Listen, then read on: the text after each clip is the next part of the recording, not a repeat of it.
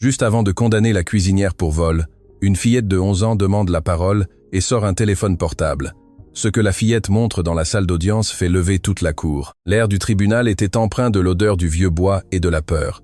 Marguerite Dubois, 40 ans, se tenait devant le juge, les mains menottées et le cœur brisé. Elle portait la même robe grise qu'elle utilisait pour cuisiner, car on ne lui avait pas permis de se changer lors de son arrestation. Le juge Aurélien Leclerc la regardait du haut de son estrade, comme on observe un insecte avant de l'écraser. Marguerite Dubois, lut le juge d'une voix grave.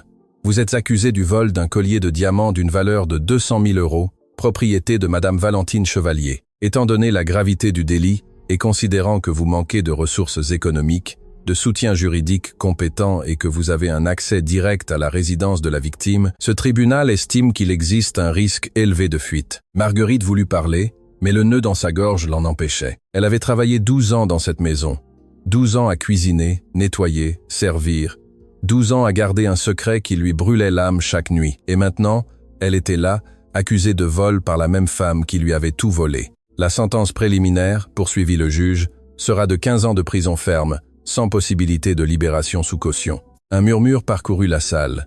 L'avocat de la défense, un jeune homme que l'État lui avait assigné 2 jours auparavant, ne leva même pas les yeux de ses dossiers. Il n'avait pas d'arguments, pas de preuves, pas d'espoir. Valentine Chevalier était assise au premier rang, vêtue de noir, comme si elle était la victime d'une tragédie. Elle pleurait avec élégance, essuyant ses larmes avec un mouchoir en soie. À ses côtés, son avocat, l'un des plus chers du pays, hochait la tête, satisfait. « Ce collier appartenait à ma mère », sanglota Valentine lorsqu'on lui donna la parole. « Il a une valeur sentimentale inestimable. Et cette femme à qui j'ai ouvert les portes de ma maison, me l'a volé. » Marguerite retrouva enfin sa voix. « Je n'ai rien volé », dit-elle fermement mais d'une voix tremblante. « Je suis innocente. » Le juge Leclerc l'interrompit d'un coup de marteau. « Silence, les preuves sont accablantes. Le collier a été trouvé parmi vos affaires, parce que quelqu'un l'a mis là. Vous accusez Madame Chevalier de mentir ?» Marguerite regarda directement Valentine. Pendant une seconde, les pleurs de la millionnaire s'arrêtèrent. Leurs regards se croisèrent et dans ce regard, Marguerite vit ce qu'elle avait toujours vu. De la pure haine, déguisée en élégance. « Oui », répondit Marguerite. « Elle ment. » Le juge esquissa à peine un sourire, comme si cette réponse était exactement ce qu'il attendait. Qu'il soit consigné que l'accusé diffame la victime. Cela aggrave sa situation. Marguerite sentit le sol s'ouvrir sous ses pieds. Tout était arrangé. Le juge, le procès, la sentence, tout était une farce. Mais pourquoi? Pourquoi Valentine se donnait-elle tant de mal pour détruire une simple cuisinière? La réponse était assise dans la tribune du public, au 3e rang, observant tout avec des yeux écarquillés. Une fillette de 11 ans aux cheveux tressés, Camille, la fille de Valentine, ou du moins, c'est ce que tout le monde croyait. L'avocat de la défense se leva avec lassitude. Il s'appelait Antoine Moreau. Il avait 28 ans et c'était à peine son 5e dossier. Les 4 précédents, il les avait perdus. « Votre honneur, dit-il d'une voix incertaine, ma cliente soutient qu'elle est innocente. Nous sollicitons plus de temps pour réunir des preuves. » Le juge Leclerc ne le regarda même pas. La défense a eu suffisamment de temps. Le procès continue. « Mais, monsieur le juge, je n'ai été assigné à cette affaire qu'il y a 48 heures. Je n'ai pas pu. Vous remettez en question l'efficacité de ce tribunal, maître Moreau ?» Le jeune avocat déglutit. Il savait que contredire Aurélien Leclerc était un suicide professionnel. Le juge avait des contacts partout. Les avocats qui avaient osé le défier finissaient sans emploi, sans clients, sans avenir. « Non, votre honneur, je demande seulement un peu de considération. »« De la considération », répéta le juge avec sarcasme. Madame Chevalier a trouvé le collier caché parmi les vêtements de l'accusé. Il y a des photographies, il y a des témoins du moment où le vol a été découvert. Qu'avez-vous besoin de plus, maître? Une confession signée de votre sang. Quelques personnes dans la salle rirent. Marguerite ferma les yeux. Elle se rappela le moment exact où tout avait commencé à s'effondrer. 3 jours auparavant, elle était dans la cuisine à préparer le petit déjeuner.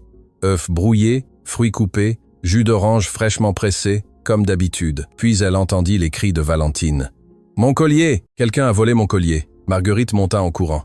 Elle trouva Valentine dans sa chambre, la boîte à bijoux ouverte et vide. Les employés se rassemblèrent dans le couloir. Le jardinier M. Bernard, la femme de ménage Mme Léa, le chauffeur M. Thierry. Tous étaient confus. « Personne ne quitte cette maison tant qu'il n'est pas retrouvé », ordonna Valentine. La police fut appelée. 2 officiers fouillèrent chaque pièce. Quand ils entrèrent dans la petite chambre de Marguerite, dans l'aile du personnel de service, ils trouvèrent le collier enveloppé dans un chemisier à l'intérieur de l'armoire. « Je ne l'ai pas mis là », dit Marguerite. Mais personne ne l'écouta. Les policiers la menottèrent pendant que Valentine la désignait du doigt. « Voleuse, vipère, 12 ans que je te donne du travail et c'est ainsi que tu me rembourses. » Camille était dans les escaliers, observant tout avec une expression d'horreur. Lorsque ses yeux rencontrèrent ceux de Marguerite, la fillette vit quelque chose qu'elle n'attendait pas. Elle ne vit pas de culpabilité dans ce regard. Elle vit de la tristesse, une tristesse profonde et ancienne, comme si Marguerite attendait ce moment depuis des années. Le tribunal entrait dans sa 2e heure de session.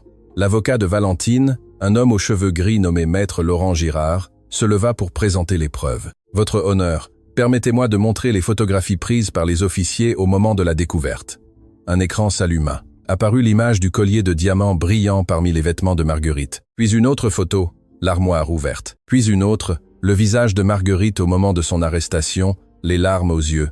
Comme peut l'observer le tribunal, continua Maître Girard. Il n'y a aucun doute sur la culpabilité. Le collier était en sa possession. L'accusé avait un accès illimité à la résidence, et si je puis ajouter, votre honneur, les registres montrent que Madame Dubois a des dettes considérables. Ce n'est pas vrai, cria Marguerite. Le juge frappa de son marteau. Une autre interruption, et je la ferai expulser de la salle. L'avocat Girard sourit. Selon les relevés bancaires, l'accusée doit 3 mois de loyer d'un petit appartement qu'elle entretient en dehors de la résidence Chevalier. Elle a également une dette hospitalière datant de 5 ans qu'elle n'a jamais fini de payer. Le mobile est clair, elle avait besoin d'argent. Marguerite serra les poings. Oui, elle avait des dettes. Qui n'en avait pas en gagnant le salaire misérable que Valentine lui payait? Mais jamais, même dans ses pires moments, elle n'aurait volé, et encore moins dans cette maison. Pas pour Valentine, pour Camille. De plus, ajouta Maître Girard, nous avons le témoignage de Madame Chevalier. Valentine se leva avec la grâce d'une actrice de telenovela. Marguerite a toujours été une femme réservée, commença-t-elle. Je n'ai jamais su grand-chose de sa vie. Je l'ai engagée il y a 12 ans parce qu'elle avait besoin de travail et que j'ai eu pitié. Mais avec le temps, j'ai remarqué des choses étranges. Parfois, je la trouvais dans des parties de la maison où elle n'avait rien à faire. Parfois, je la voyais regarder mes bijoux avec une expression avide. Mensonge, Marguerite ne put se retenir. Silence, ordonna le juge. Je lui ai ouvert les portes de mon foyer, continua Valentine, laissant tomber une larme parfaite. Je lui ai donné du travail quand personne d'autre ne l'aurait fait, et c'est ainsi qu'elle me paie, en me volant la seule chose qui me restait de ma mère. Le public murmura d'indignation. Certains regardaient Marguerite avec mépris, d'autres secouaient la tête. L'opinion était claire, elle était coupable. Mais au 3e rang, Camille ne regardait pas sa mère avec admiration, elle la regardait avec doute. Car 3 nuits auparavant, Camille avait vu quelque chose que personne d'autre n'avait vu, quelque chose qu'elle ne comprenait pas entièrement, quelque chose qu'elle avait enregistré sur son téléphone, sans savoir pourquoi. Avant de poursuivre notre histoire, je voudrais adresser un salut très spécial à nos abonnés en France, en Belgique, en Suisse, au Canada, au Luxembourg, ainsi que dans les pays du Maghreb et quelques pays africains francophones. De quelle partie du monde nous écoutez-vous? Commentez pour que je puisse vous saluer. Bénédiction à tous. Continuons l'histoire. Le juge Leclerc examina ses dossiers avec une fausse solennité. Tous dans la salle savaient que la sentence était déjà décidée, il ne restait plus qu'à la prononcer. Ayant entendu les témoignages et examiné les preuves, commença-t-il, ce tribunal déclare Marguerite Dubois coupable du délit de vol aggravé par abus de confiance. Marguerite sentit ses jambes fléchir. La sentence définitive sera de 15 ans de prison à la maison d'arrêt pour femmes de Versailles. La condamnée n'aura droit à aucune libération sous caution ni libération anticipée pendant les 10 premières années. Non, murmura Marguerite. Ce n'est pas possible. L'avocat Moreau baissa la tête, vaincu. Il n'essaya même pas de faire appel. Valentine porta son mouchoir à ses yeux, dissimulant un sourire. Le juge leva son marteau pour porter le coup final.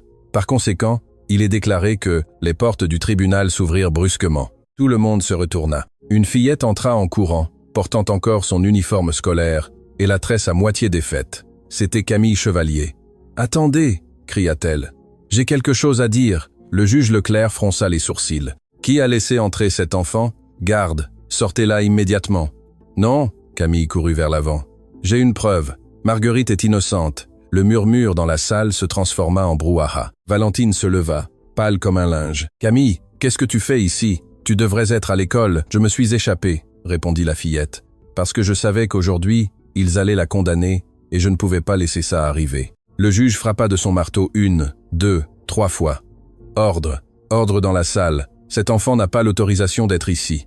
Garde, j'ai une vidéo, cria Camille, sortant son téléphone de sa poche. Et tout le monde doit la voir. Le silence tomba comme une pierre.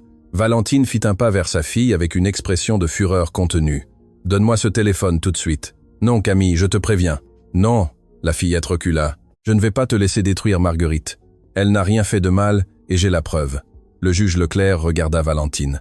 Pendant une seconde, leurs regards se croisèrent. Ce fut un instant bref, mais Marguerite le vit. Il y avait quelque chose entre eux, une complicité qui allait au-delà de ce procès. Le procureur, un homme d'âge mûr nommé Maître Guillaume Lefebvre, qui jusque-là était resté silencieux, se leva. « Votre honneur, je demande que la mineure soit autorisée à présenter sa preuve. Si elle est pertinente pour l'affaire, la Cour a l'obligation de la prendre en considération. » Le juge serra la mâchoire. « C'est hautement irrégulier. Condamner une personne innocente l'est aussi, » répondit le procureur. Le juge Leclerc regarda le procureur Lefebvre avec une irritation évidente. Il n'attendait aucune résistance de ce côté. Guillaume Lefebvre avait 20 ans d'expérience dans le système judiciaire et avait la réputation d'être un homme droit, difficile à intimider.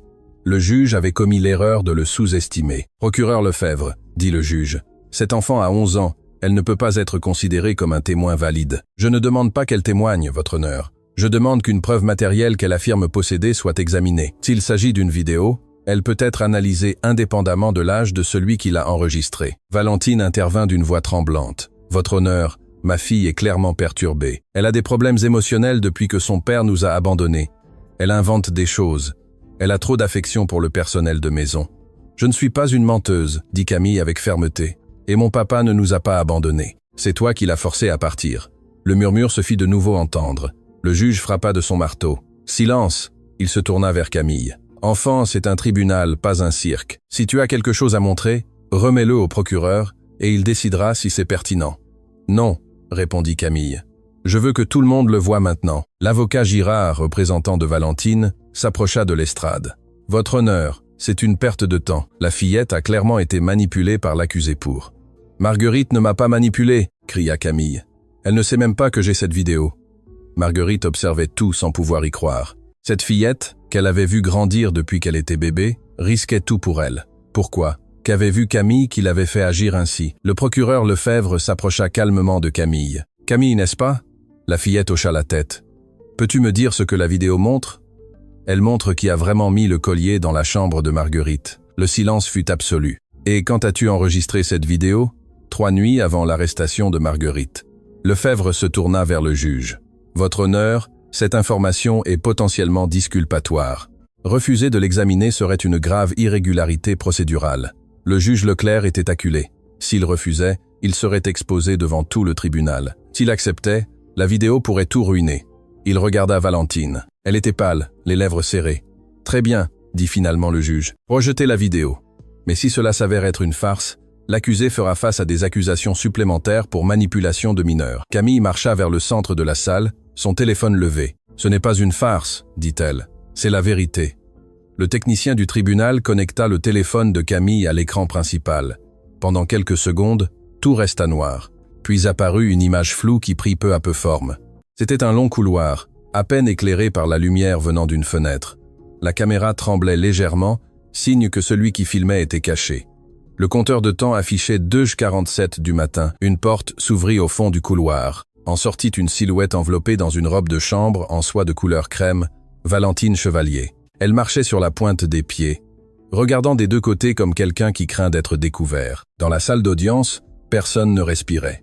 Dans la vidéo, Valentine arriva jusqu'à une autre porte, celle de la chambre de Marguerite, dans l'aile du personnel de service. Elle l'ouvrit avec précaution. Elle entra. La caméra se déplaça, cherchant un meilleur angle et réussit à capter à travers l'espace de la porte entr'ouverte.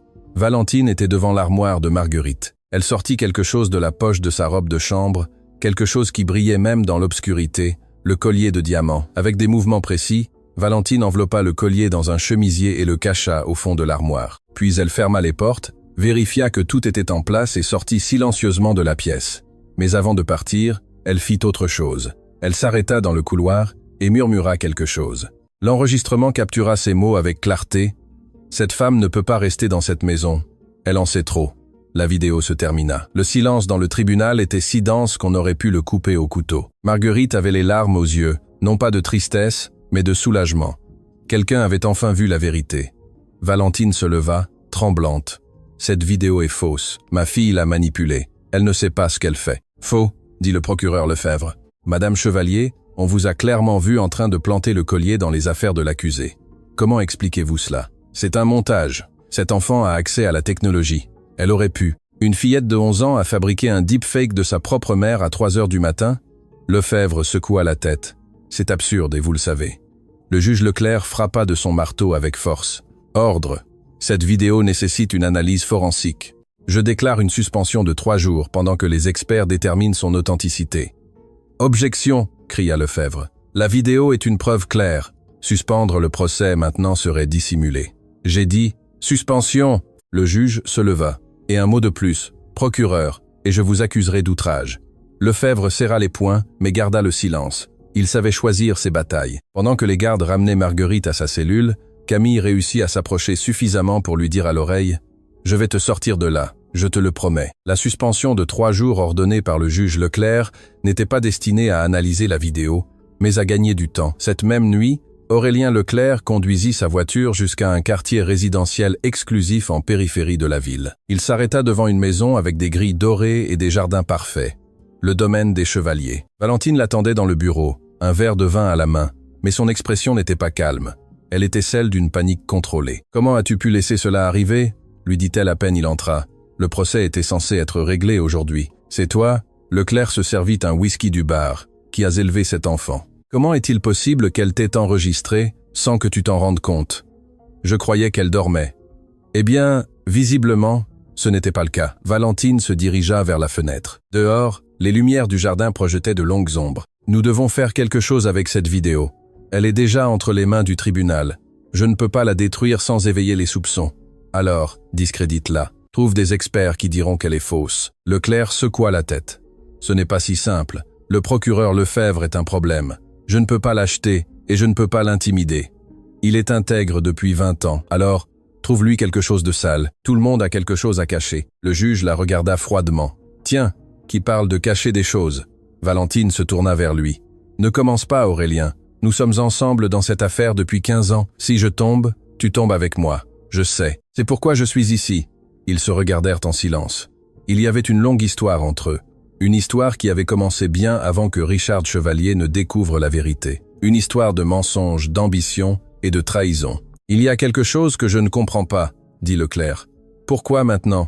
Marguerite était dans cette maison depuis 12 ans sans causer de problème. Pourquoi as-tu décidé de te débarrasser d'elle précisément maintenant ?» Valentine mit du temps à répondre. « Parce que Camille est sur le point d'avoir 12 ans. Et qu'est-ce que cela a à voir ?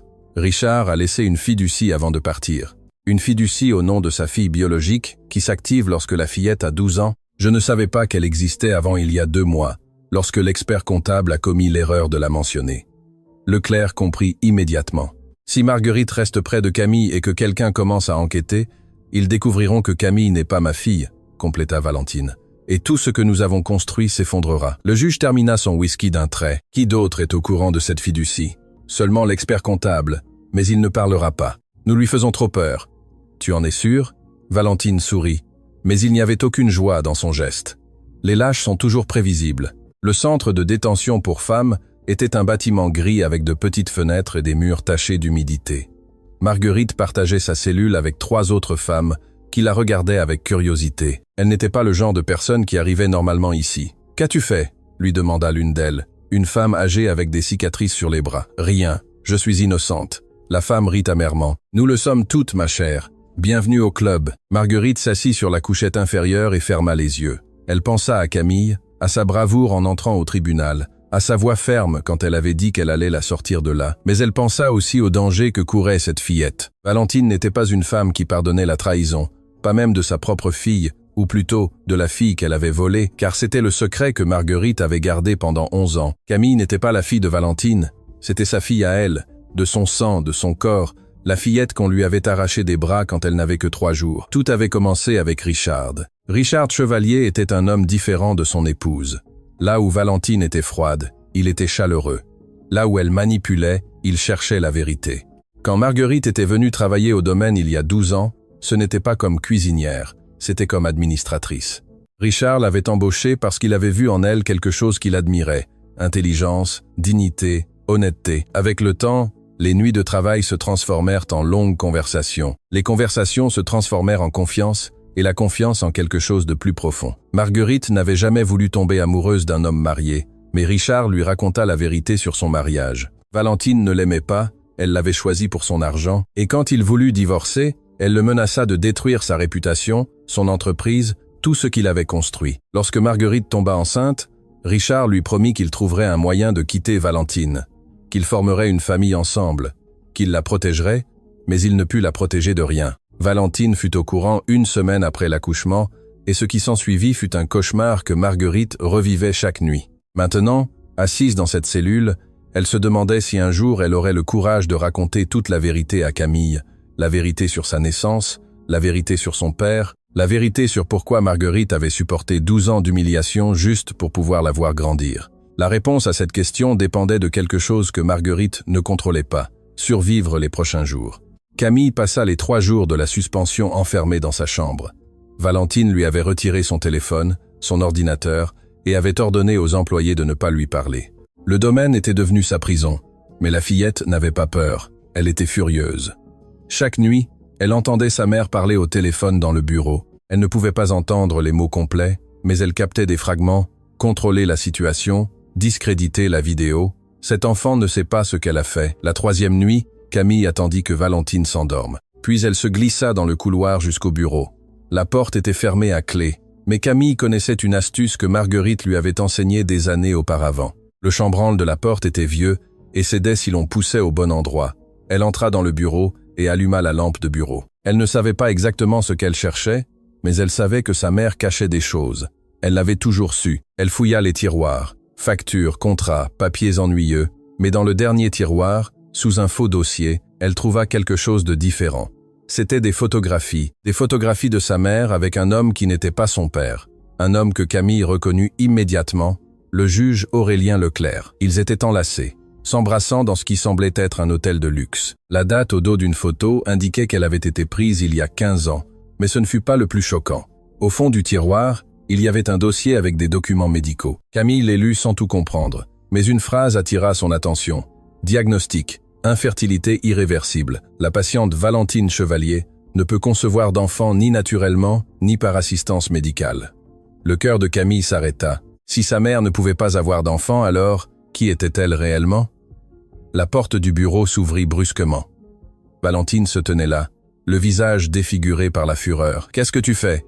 Camille leva les documents. « Qui suis-je, maman? D'où viens-je » Valentine traversa la pièce en 3 enjambées et lui arracha les papiers des mains. « Ce ne sont pas tes affaires. »« Bien sûr que si. Ces papiers disent que tu ne peux pas avoir d'enfant. »« Alors, qu'est-ce que je suis? Adopté? Volé ?» La gifle arriva si vite que Camille n'eut pas le temps de l'esquiver. « Ne dis plus jamais ça, » siffla Valentine. « Tu es à moi, tu comprends? À moi ?» Camille toucha sa joue brûlante. Les larmes jaillirent, non de douleur mais de rage. « Je découvrirai la vérité, » dit-elle. « Et quand je le ferai, tout le monde saura ce que tu es vraiment. » Valentine sourit froidement. « Nous verrons bien. » Le jour où le tribunal reprit, la tension était palpable. Les rangées de spectateurs étaient pleines. La presse attendait dehors avec caméras et micros. L'affaire de la cuisinière accusée de vol était devenue une nouvelle nationale grâce à la vidéo de Camille. Marguerite fut escortée depuis sa cellule, avec de nouvelles cernes, mais la même dignité que toujours. Lorsqu'elle entra dans la salle, elle chercha Camille du regard. Elle la trouva assise à côté d'une femme inconnue, une assistante sociale que le tribunal avait désignée pour superviser la mineure après qu'il eût été révélé que Valentine l'avait frappée. Valentine était à sa place habituelle, mais quelque chose avait changé. Elle ne pleurait plus, elle ne prétendait plus être la victime. Maintenant, elle regardait devant elle avec une expression de pierre, comme un général se préparant à une bataille qu'il pourrait perdre. Le juge Leclerc entra et tout le monde se leva. Il avait l'air fatigué, avec des cernes sous les yeux. Les 3 jours de suspension ne lui avaient clairement pas apporté la paix. « La session du cas Chevalier contre Dubois est reprise », annonça-t-il. « Avant de continuer, je dois informer que l'analyse forensique de la vidéo présentée par la mineure Camille Chevalier est conclue. » Le silence était absolu. Les experts ont déterminé que, le juge fit une pause comme si les mots lui coûtaient, point que la vidéo est authentique, elle ne montre aucun signe de manipulation numérique.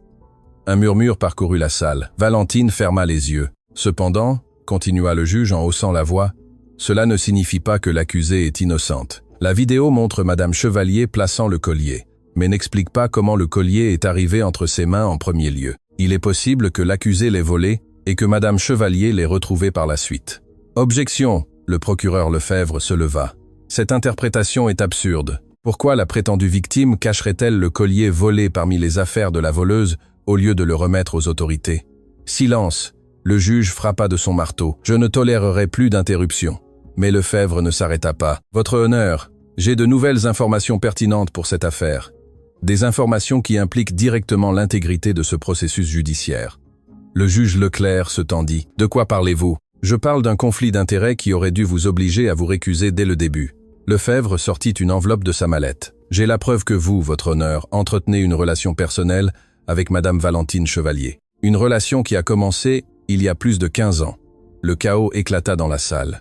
Le juge Aurélien Leclerc frappa de son marteau tant de fois que le manche lui glissa des mains. La sueur coulait sur son front alors qu'il tentait de rétablir l'ordre dans une salle qui avait éclaté en murmures, cris et flashs des téléphones qui enregistraient tout. C'est une infamie. Rogit le juge. Procureur Lefebvre, je vous accuse formellement d'outrage. Vous pouvez m'accuser de ce que vous voulez, répondit Lefebvre calmement. Mais permettez-moi d'abord de présenter ces photographies. Lefebvre remit l'enveloppe à l'un des huissiers du tribunal, qui la porta jusqu'à l'estrade. Le juge Leclerc regarda l'enveloppe comme si elle contenait du poison. Je ne vais pas examiner des accusations infondées en pleine session.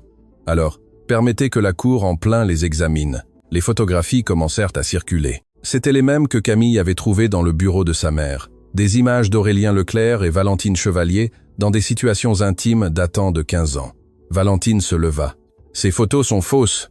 Ils utilisent ma fille pour fabriquer des preuves. Ces reçus bancaires sont-ils également faux? Lefebvre sortit un autre document. Des virements mensuels d'un compte au nom de Chevalier Entreprise vers un compte personnel du juge Leclerc. 15 ans de paiement. Pouvez-vous expliquer cela, votre honneur?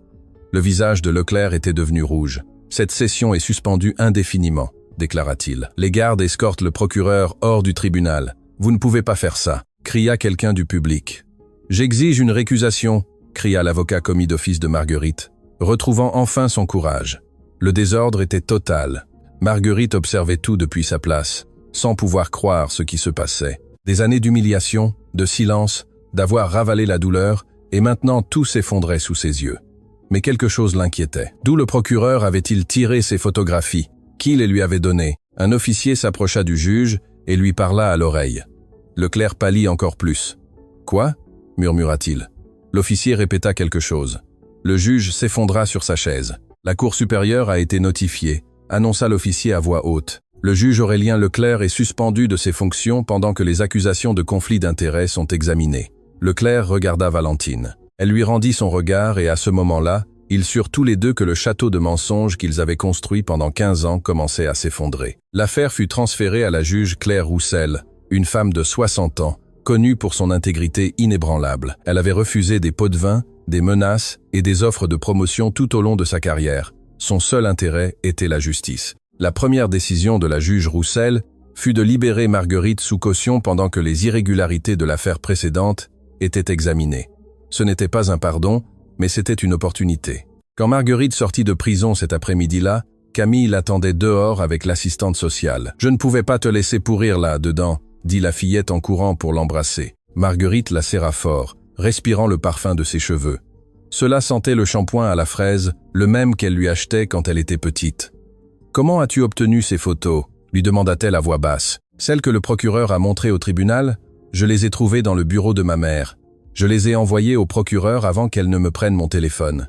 C'était très dangereux. Valentine aurait pu. Je me fiche de ce qu'elle peut faire, l'interrompit Camille.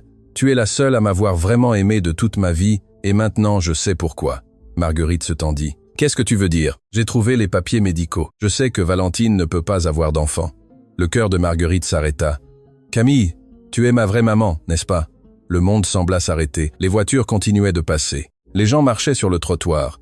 Mais pour Marguerite, seul ce moment existait, et cette fillette qui la regardait avec des yeux pleins d'espoir et de peur. « Oui » murmura Marguerite. « Oui, je suis ta mère. » Camille la serra plus fort. Elle ne pleura pas. Elle la tint juste comme si elle avait peur que quelqu'un ne les sépare à nouveau. « Pourquoi ne me l'as-tu jamais dit? Parce que si je l'avais fait, Valentine m'aurait détruite et je n'aurais pas pu te voir grandir. Je préférais être ta cuisinière que de n'être rien. C'est fini, dit Camille. Plus personne ne nous séparera. Marguerite voulait le croire, mais elle savait que Valentine ne céderait pas si facilement. Et il y avait autre chose, quelque chose que même Camille ne savait pas encore. Richard, le père de Camille, l'homme qui avait disparu il y a 11 ans, l'homme qui pourrait peut-être détruire Valentine une fois pour toutes, s'il était toujours en vie. Le procureur Guillaume Lefebvre n'était pas homme à célébrer des victoires anticipées. La suspension du juge Leclerc était une étape importante, mais l'affaire était loin d'être résolue. Il fallait maintenant comprendre l'histoire complète. Cette nuit-là, Lefebvre rendit visite à Marguerite dans le petit appartement que l'assistante sociale lui avait temporairement trouvé. C'était un endroit modeste avec de vieux meubles et des murs écaillés. Mais pour Marguerite, c'était un palais comparé à la cellule. « J'ai besoin que vous me racontiez tout », dit Lefebvre en s'asseyant en face d'elle, depuis le début, sans rien omettre. Marguerite le regarda avec prudence. « Comment puis-je savoir que je peux vous faire confiance? Vous ne le savez pas. Mais je suis votre meilleure option pour obtenir une vraie justice. Et quelque chose me dit que vous avez attendu très longtemps pour cela. » Marguerite garda le silence un instant, puis commença à parler. « Je suis arrivée au domaine Chevalier il y a 12 ans. Richard Chevalier m'a embauchée comme administratrice de ses affaires. J'avais un diplôme universitaire, de l'expérience, des références. Il m'a choisi parmi 50 candidats. Pourquoi avez-vous fini comme cuisinière? À cause de Valentine. Quand elle a découvert notre relation, elle m'a donné 2 options. Devenir femme de chambre ou aller en prison pour une fraude qu'elle inventerait. Elle avait les contacts pour le faire. Le juge Leclerc n'était qu'un parmi tant d'autres. Lefebvre prenait des notes. Quand votre relation avec Richard a-t-elle commencé? 1 an après que j'ai commencé à travailler là. C'était progressif. Il était différent. Il n'était pas comme Valentine. Il ne se souciait pas de l'argent ou du pouvoir. Il voulait juste être heureux. Et la grossesse? Marguerite ferma les yeux. Je suis tombée enceinte 2 ans après le début de notre relation. Richard voulait quitter Valentine. Il allait demander le divorce. Mais elle l'a appris avant. Comment? Je ne l'ai jamais su avec certitude. Je crois qu'elle nous surveillait. Ou que quelqu'un l'a averti. Et que s'est-il passé quand la fillette est née? La voix de Marguerite se brisa. On me l'a prise. 1 semaine après l'accouchement, Valentine est apparue avec des avocats et des documents. Elle a dit que le bébé serait enregistré comme sa fille et celle de Richard, que si je disais quoi que ce soit, j'irais en prison et je ne la reverrais jamais. Et Richard ne l'a pas défendu? Il a essayé, mais Valentine avait plus de pouvoir. Elle l'a menacé de le détruire publiquement, de tout lui prendre. Finalement, Richard a quitté le pays. On m'a dit qu'il était au Brésil, mais je n'ai jamais eu de nouvelles de lui. Lefebvre arrêta d'écrire. Êtes-vous sûr qu'il est parti volontairement? Marguerite le regarda avec surprise. Que voulez-vous dire? Je veux dire que Valentine a montré qu'elle était capable de beaucoup de choses. Êtes-vous sûr que Richard est simplement parti? C'était une question que Marguerite s'était posée de nombreuses fois, et la réponse l'avait toujours terrifiée. Lefebvre passa les jours suivants à enquêter sur tout ce qu'il pouvait concernant Richard Chevalier. Les registres officiels indiquaient qu'il avait quitté le pays il y a 11 ans, à destination de São Paulo, au Brésil. Il avait vendu ses actions de l'entreprise familiale à Valentine pour une somme ridiculement basse. Il avait signé sa renonciation à l'autorité parentale sur Camille. Tout semblait volontaire, mais quelque chose ne cadrait pas. Lefebvre parla avec d'anciens employés des entreprises Chevalier. Tous décrivaient Richard comme un homme passionné par son travail, dévoué, presque obsessionnel avec les détails. Ce n'était pas le genre de personne qui abandonnerait tout du jour au lendemain. Il enquêta également sur les finances et y trouva quelque chose d'intéressant. Les virements au juge Leclerc n'étaient pas les seules irrégularités. Il y avait des paiements mensuels à une clinique privée en Belgique. Des paiements qui avaient commencé exactement 11 ans auparavant et qui continuaient à ce jour. Quel genre de traitement médical durait 11 ans? Lefebvre décida de rendre visite à quelqu'un qui pourrait avoir des réponses. Monsieur Bernard, le vieux jardinier du domaine, Chevalier. Il le trouva dans un bistrot du centre-ville, buvant seul dans un coin sombre. Monsieur Bernard avait 70 ans, les mains cailleuses de décennies de travail et les yeux de quelqu'un qui avait trop vu. « Je ne veux pas de problème », dit-il lorsque Lefebvre s'assit en face de lui. « Je ne viens pas vous causer de problème, je veux juste la vérité. La vérité est dangereuse. Plus dangereux est de laisser des innocents payer pour des crimes qu'ils n'ont pas commis. » Monsieur Bernard but une longue gorgée de sa bière. « Que voulez-vous savoir? Tout. Depuis le début. » Le vieil homme soupira. « J'étais là la nuit où la fillette est née. Marguerite a accouché dans la maison, dans sa chambre de bonne. Richard était avec elle. Ce fut le moment le plus heureux que j'ai vu dans ce domaine. Et après, ce fut l'enfer. Valentine est apparue avec des hommes en costume, des avocats, je suppose. Ils ont dit à Richard que s'il ne coopérait pas, il publierait des photos de Marguerite enceinte. Il l'accuserait de viol, détruirait son nom. Viol, mais la relation était consensuelle. Vous et moi le savons. Mais dans un tribunal avec les juges que Valentine contrôle, qui aurait cru une employée contre l'épouse d'un millionnaire? Lefebvre comprit. C'était le même système corrompu qui avait failli condamner Marguerite pour un vol qu'elle n'avait pas commis. Richard est parti de sa propre volonté? Monsieur Bernard baissa la voix. Je ne sais pas. Je l'ai vu quitter la maison cette nuit-là avec une valise. Il avait l'air d'un homme vaincu. Mais il y a quelque chose qui m'a toujours semblé étrange. Quoi? Avant de partir, il m'a donné une lettre. Il m'a dit de la garder et de ne l'ouvrir que si quelque chose de grave arrivait à Marguerite ou à la fillette. Lefebvre se pencha en avant. Vous avez toujours cette lettre? Monsieur Bernard hocha lentement la tête. Je l'ai gardée pendant 11 ans. Je crois qu'il est temps de l'ouvrir. La lettre était gardée dans une boîte métallique sous le lit de Monsieur Bernard. Le papier avait jauni avec les années, mais l'encre était toujours lisible. Lefebvre la lut à voix haute pendant que Monsieur Bernard écoutait avec une expression grave. À qui de droit? Si vous lisez ceci, cela signifie que quelque chose de grave s'est produit, quelque chose que j'ai toujours craint. Mon nom est Richard Chevalier. Je suis le Gouabier. Gouablogique. Gouablo. Gouablom. Gouable. Gouabe. Verbe logique d'une fillette nommée Camille, née le 15 mars il y a 11 ans. Sa mère biologique est Marguerite Dubois, la femme que j'aime et que je n'ai pas pu protéger. Mon épouse, Valentine Chevalier, m'a obligé à quitter le pays sous la menace de détruire Marguerite et de garder ma fille. Je n'ai d'autre choix que d'obéir, mais je tiens à laisser un témoignage de la vérité au cas où quelqu'un en aurait besoin un jour. Valentine ne peut pas avoir d'enfant. Nous l'avons su avant de nous marier. Elle m'a convaincu que nous adopterions, mais elle ne l'a jamais fait. Quand elle a découvert que Marguerite était enceinte, elle y a vu une opportunité. Elle ne se souciait pas de la fillette, elle se souciait d'avoir une héritière qui légitimerait sa position dans la famille. J'ai laissé une fiducie au nom de ma fille biologique qui s'activera quand elle aura 12 ans. Les documents sont auprès de l'expert comptable de la famille, Monsieur Alphonse Bernard. Il est le seul à connaître toute la vérité, mais il a trop peur de Valentine pour parler. Si Marguerite ou Camille sont en danger, cherchez Alphonse. Il a les preuves dont vous avez besoin. S'il vous plaît, protégez ma fille. C'est la seule bonne chose que j'ai laissée dans ce monde. Richard Chevalier. Lefebvre plia la lettre avec précaution. Savez-vous où se trouve cet Alphonse Bernard? Il travaille toujours pour la famille. C'est le seul qui soit là depuis plus longtemps que moi. Pourquoi n'avez-vous pas montré cette lettre avant? Monsieur Bernard le regarda avec des yeux fatigués. Parce que j'avais peur. Valentine a des yeux partout, et j'ai une fille et des petits-enfants à protéger. Et maintenant je suis vieux, et je suis fatigué de vivre avec ce poids. Si je peux aider cette fillette et Marguerite avant de mourir, au moins j'aurais fait quelque chose de bien. Lefebvre rangea la lettre dans sa mallette. Cela change tout. Avec cette lettre et le témoignage d'Alphonse Bernard, nous pouvons prouver que Valentine s'est approprié illégalement une mineure. Et Richard, je crois qu'il est toujours en vie. C'est ce que je vais découvrir. Alphonse Bernard était un homme de 55 ans en costume bon marché et l'expression d'une nervosité perpétuelle. Il était l'expert comptable de la famille Chevalier depuis 30 ans. D'abord sous les ordres du père de Richard, puis sous Richard lui-même, et enfin sous le joug de Valentine.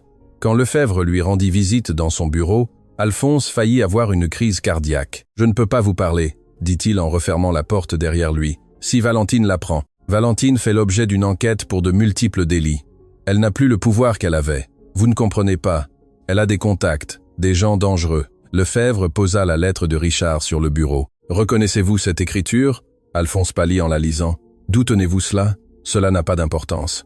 Ce qui compte, c'est que vous avez des preuves qui peuvent couler Valentine une fois pour toutes.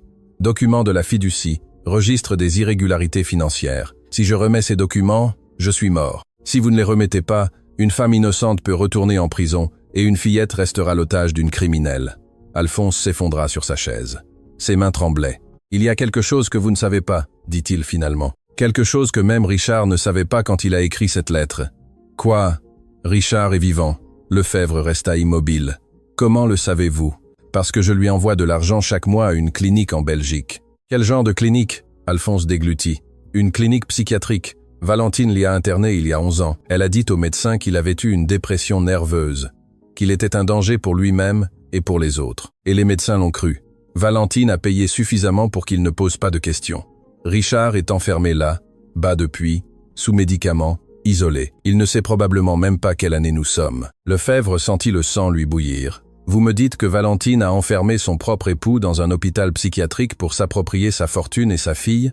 C'est exactement ce que je vous dis. Pourquoi n'avez-vous jamais rien dit ?» Alphonse le regarda avec honte. « Parce que je suis un lâche. Et parce que Valentine m'a menacé de faire la même chose à ma famille si je parlais. Lefebvre se leva. « J'ai besoin de tous les documents que vous avez. La fiducie, les virements, les registres de la clinique, tout. Si je fais ça, ma vie est finie. Si vous ne le faites pas, votre conscience le sera. » Alphonse ferma les yeux un long moment. Quand il les rouvrit, il avait pris sa décision. « Je vous apporterai tout demain, mais après ça, je dois disparaître. » La nouvelle que Richard Chevalier pourrait être vivant se répandit rapidement parmi ceux qui suivaient l'affaire. Mais Valentine ne le savait pas encore. Ou du moins, c'est ce que Lefebvre croyait. Pendant qu'il préparait le prochain mouvement légal, quelque chose d'inattendu se produisit. Camille reçut une visite. Elle était dans l'appartement temporaire avec Marguerite quand la sonnette retentit. Marguerite ouvrit avec prudence. Devant elle se trouvait un homme d'une 50aine d'années, mince, avec une barbe grisonnante et des yeux enfoncés.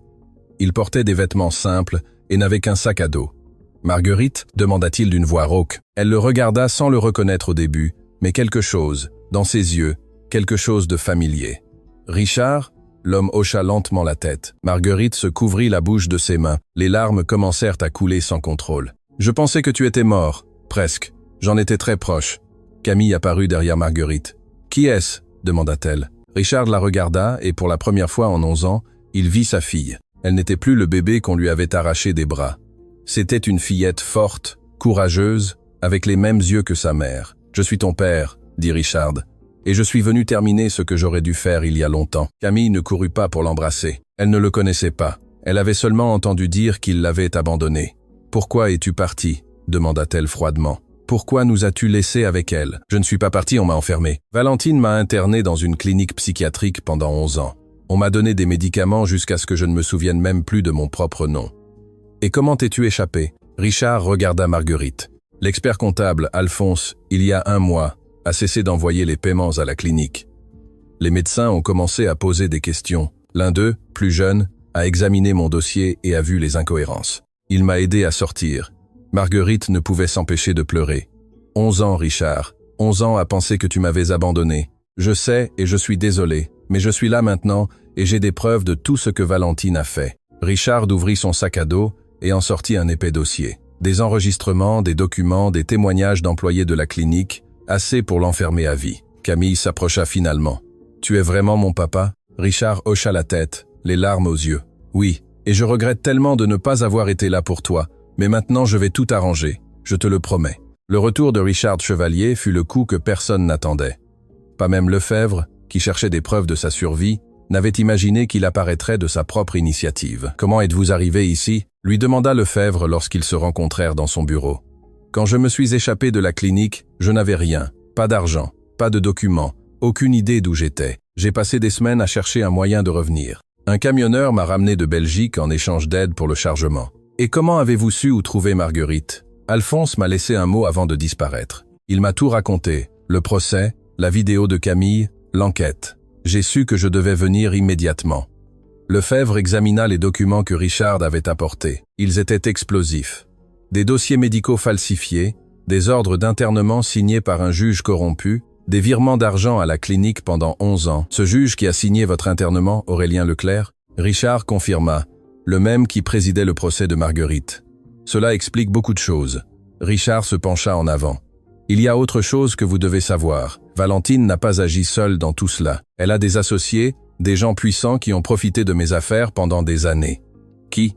Des politiciens, des hommes d'affaires, même certains juges, en plus de Leclerc. C'est un réseau complet de corruption qui utilise ma fortune pour financer ses opérations. Lefebvre sentit le poids de ce que Richard disait. C'est plus grand que ce que je pensais. C'est pourquoi vous ne pouvez pas simplement arrêter Valentine et espérer que tout se termine.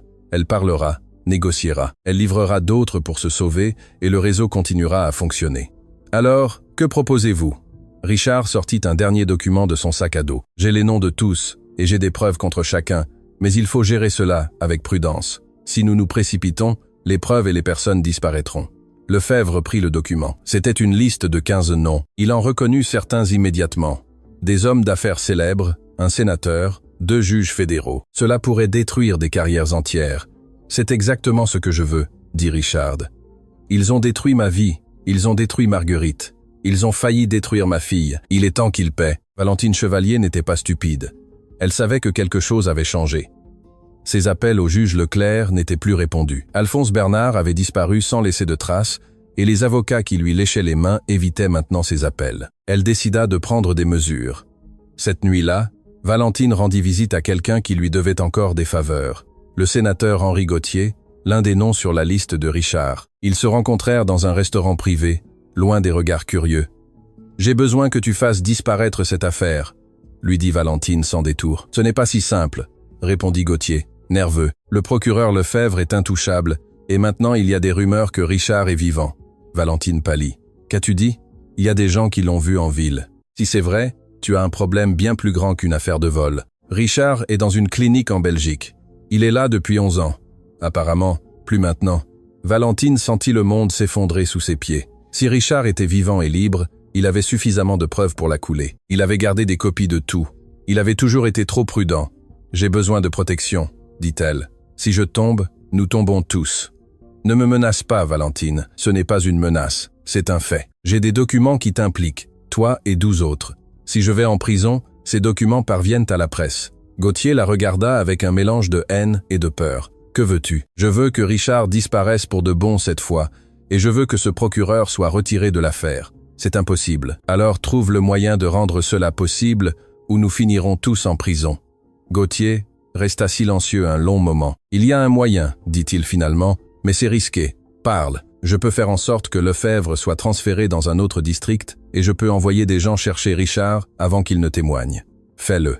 Et si ça tourne mal ?» Valentine sourit froidement. « Si ça tourne mal, je ferai en sorte que tout le monde coule avec moi. » La juge Claire Roussel convoqua une audience d'urgence 3 jours plus tard. L'affaire avait pris des dimensions que personne n'avait anticipées. La salle était pleine. Marguerite était assise à côté de son nouvel avocat, une femme que Lefebvre lui avait trouvée, Maître Patricia Vidal, spécialiste des cas d'abus institutionnels. Camille était dans la tribune avec l'assistante sociale, et pour la première fois en 11 ans, Richard Chevalier était présent au tribunal. Valentine fut escortée par 2 officiers. Elle ne portait plus de noir, ni ne pleurait avec élégance. Elle avait de profondes cernes, et les cheveux en désordre. Le masque de la victime était tombé. La juge Roussel prit la parole. « Cette audience a pour but d'examiner les nouvelles preuves présentées dans l'affaire Chevalier contre Dubois. Étant donné que les circonstances ont considérablement changé, j'ai décidé d'élargir le champ de l'enquête. » Valentine regarda son avocat, mais il évita ses yeux. Il ne voulait plus la défendre. « Procureur Lefebvre, pouvez-vous présenter vos conclusions ?» Lefebvre se leva. « Votre honneur, ces dernières semaines, nous avons découvert une conspiration qui s'étend sur plus d'une décennie. Valentine Chevalier, en complicité avec le juge Aurélien Leclerc et d'autres individus, a commis les délits suivants. Appropriation illégale d'une mineure, internement frauduleux de son époux Richard Chevalier, détournement de fonds familiaux et fabrication de preuves pour incriminer une personne innocente. » Le murmure dans la salle fut intense. La juge demanda le silence. « De plus, » continua Lefebvre, « nous avons la preuve que cette conspiration implique des fonctionnaires de haut niveau. Je demande qu'une enquête fédérale soit ouverte et que l'accusé soit placé en détention provisoire. » Valentine se leva. « C'est une chasse aux sorcières. Ils utilisent ma fille et une domestique pour me détruire. Asseyez-vous, Madame Chevalier, » ordonna la juge. « Je ne vais pas m'asseoir. Cet enfant n'est pas la fille de cette femme.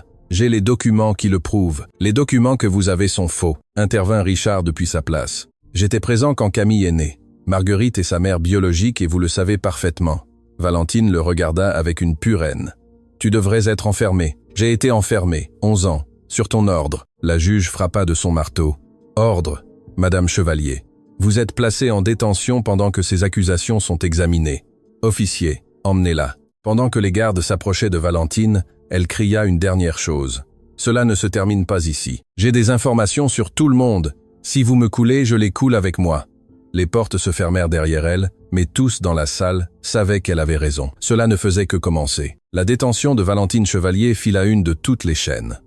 Les caméras capturèrent le moment où elle fut sortie du tribunal, les mains menottées, criant des menaces que personne ne voulait entendre. Pour le public, c'était la fin d'une méchante. Pour ceux qui connaissaient toute l'histoire, ce n'était que le début de quelque chose de bien plus grand. Marguerite observa tout depuis la salle, sans pouvoir y croire. 12 ans de silence, d'humiliation, d'avoir ravalé sa douleur chaque fois qu'elle voyait Camille appeler une autre femme « maman ». Et maintenant, enfin, la vérité éclatait, mais elle ne ressentait pas de joie. Elle ressentait de la peur, car Valentine n'était pas le genre de personne qui abandonnait. Et ces derniers mots résonnaient dans l'esprit de Marguerite. « Si vous me coulez, je les coule avec moi. » Cette nuit-là, Marguerite, Richard et Camille dînèrent ensemble pour la première fois en famille. L'appartement était petit, la nourriture simple, mais aucun des trois n'avait vécu quelque chose de pareil depuis plus d'une décennie. « Que va-t-il se passer maintenant ?» demanda Camille, remuant la nourriture dans son assiette sans manger. « L'enquête va continuer », répondit Richard. « Lefebvre a suffisamment de preuves pour garder Valentine enfermée longtemps. Et les autres, ceux que tu as mentionnés, les politiciens et les hommes d'affaires ?» Richard échangea un regard avec Marguerite. « C'est plus compliqué. Ils ont du pouvoir, de l'argent, des influences. Il ne sera pas facile de les atteindre. » Camille posa sa fourchette sur la table. « Alors, il pourrait s'en sortir ? Non, si je peux l'éviter, » dit Richard. « Mais il faut que tu comprennes quelque chose, Camille. Ce qui arrive ne sera pas facile. Ils vont nous attaquer. Ils vont essayer de nous discréditer. Ils vont dire que ta mère et moi sommes les méchants de cette histoire. Ma mère est assise ici, » répondit Camille, en désignant Marguerite. « L'autre femme n'a jamais été ma mère. » Marguerite sentit son cœur se remplir de quelque chose qu'elle n'avait pas ressenti depuis des années, l'espoir. Mais cet espoir fut de courte durée. Le téléphone de Richard sonna. C'était Lefebvre. « Nous avons un problème, » dit le procureur. « Valentine a demandé à parler. Elle dit qu'elle a des informations sur vous et que cela va tout changer. » Richard fronça les sourcils. « Quel genre d'informations ? Elle n'a pas voulu me le dire. Elle ne veut parler qu'avec vous. Seule. La prison préventive où Valentine était détenue était un bâtiment gris en périphérie de la ville. Richard y arriva le lendemain matin, escorté par Lefebvre et 2 officiers. Il ne voulait pas être là, mais il devait savoir ce qu'elle tramait. La salle de visite était froide, avec des murs en béton et une table métallique vissée au sol. Valentine était assise de l'autre côté, avec l'uniforme orange des détenus et sans une goutte de maquillage. Elle avait l'air 10 ans plus vieille que la dernière fois que Richard l'avait vue clairement. « Tu es venu ?» dit-elle avec un sourire amer. « Je pensais que tu aurais peur. Peur de quoi? De la vérité ?» Richard s'assit en face d'elle. « Quelle vérité? Tout le monde sait déjà ce que tu as fait. Tout le monde sait ce que j'ai fait, mais personne ne sait ce que tu as fait. Je n'ai rien fait. » Valentine se pencha en avant. « Non? Et les contrats que tu as signés avec un réseau criminel international il y a 15 ans? Les cargaisons qui passaient par tes entrepôts sans que personne ne pose de questions ?» Richard pâlit. « C'était avant de te connaître et je ne savais pas ce qu'ils transportaient. Mais tu as signé les papiers et j'en ai des copies. Ces documents ne prouvent rien. Ils prouvent que tu faisais partie du business, et si ces documents tombent entre les bonnes mains, tu passeras le reste de ta vie en prison, comme moi. » Richard serra les poings sous la table. « Que veux-tu? Je veux un accord. Tu retires les accusations contre moi. Tu convaincs Lefebvre que j'ai été manipulé par Leclerc, et je garde le silence sur ton passé. Et Marguerite? Et Camille? Marguerite peut rester avec la fillette. Ça ne m'importe plus. Ça ne m'a jamais vraiment importé. C'était juste un outil pour maintenir l'image de famille parfaite. » Richard serra les poings sous la table. « Tu es un monstre. Je suis une survivante, tout comme toi. La différence, c'est que je ne fais pas semblant d'être une bonne personne. » Richard se leva. « Je ne ferai aucun accord avec toi. Je préfère aller en prison plutôt que de te laisser libre. » Valentine sourit. « Alors nous nous verrons en enfer, mon cher, car si je tombe, je t'entraîne avec moi. » Richard sortit de la prison avec le poids du monde sur ses épaules. Les paroles de Valentine le poursuivaient. Elle avait raison. Il y a 15 ans, quand il était jeune et ambitieux, il avait signé des contrats sans poser de questions. Des contrats qui s'étaient avérés être des façades pour des opérations illégales. Quand il avait découvert la vérité, il s'était immédiatement retiré. Il avait coupé tous les liens, détruit les documents qu'il possédait et juré de ne jamais revenir dans ce monde. Mais Valentine avait apparemment conservé des copies. Cette nuit-là, Richard raconta tout à Marguerite. « J'ai été un idiot, dit-il, assis sur le bord du lit, la tête entre les mains. J'étais jeune, je voulais de l'argent rapidement et je n'ai pas demandé d'où il venait. » Marguerite l'écouta en silence. « Savais-tu que c'était illégal? Non, au début, quand je l'ai découvert, je me suis retiré, mais le mal était déjà fait. Pourquoi ne me l'as-tu jamais dit? Parce que j'avais honte. Et parce que je pensais que c'était enterré pour toujours. » Marguerite s'approcha et lui prit les mains. « Nous faisons tous des erreurs. L'important, c'est ce que nous faisons après. Ce que j'ai fait après, c'est fuir Valentine et te laisser seule avec notre fille. Je ne suis pas un héros, Marguerite. Je n'ai pas besoin d'un héros. J'ai besoin de quelqu'un qui est prêt à se battre. Es-tu prêt? » Richard la regarda dans les yeux. « Oui. Alors nous allons affronter cela ensemble. Si Valentine a des documents, nous avons la vérité. Et la vérité finit toujours par éclater. » Dans la pièce d'à côté, Camille était réveillée, écoutant tout à travers le mur mince. Elle venait de découvrir que son père n'était pas parfait, qu'il avait commis de graves erreurs, que l'homme qui était revenu pour la sauver avait ses propres démons. Mais au lieu de se sentir déçue, elle ressentit quelque chose de différent, de la compréhension. Car s'il y avait quelque chose que Camille avait appris en 11 ans de vie, c'était que les gens ne sont pas complètement bons ni complètement mauvais, ils sont humains, et les humains se trompent. La question était, les erreurs du passé pouvaient-elles détruire l'opportunité d'un avenir meilleur? Le procureur Lefebvre reçut la nouvelle avec inquiétude. Si Valentine avait vraiment des documents qui incriminaient Richard, l'affaire se compliquait énormément. La défense pourrait soutenir que Richard n'était pas une victime, mais un complice qui cherchait maintenant à se venger. « J'ai besoin que vous me racontiez tout », dit Lefebvre à Richard dans son bureau, sans rien omettre. Richard lui expliqua la situation, les contrats d'il y a 15 ans, son ignorance initiale, sa décision de s'éloigner quand il découvrit la vérité. Y a-t-il quelque chose qui vous lie directement à des activités criminelles? Seulement ma signature sur ces contrats. Je n'ai participé à aucune opération. Je n'ai pas reçu d'argent d'eux. Je n'ai pas su ce qu'ils transportaient avant. Pouvez-vous le prouver? Je peux prouver que je me suis retiré. Je peux prouver que j'ai dénoncé ces personnes de manière anonyme 1 an après, mais je ne peux pas prouver ce que je ne savais pas à ce moment-là.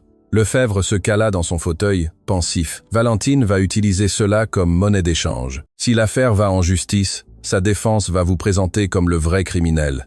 Je sais.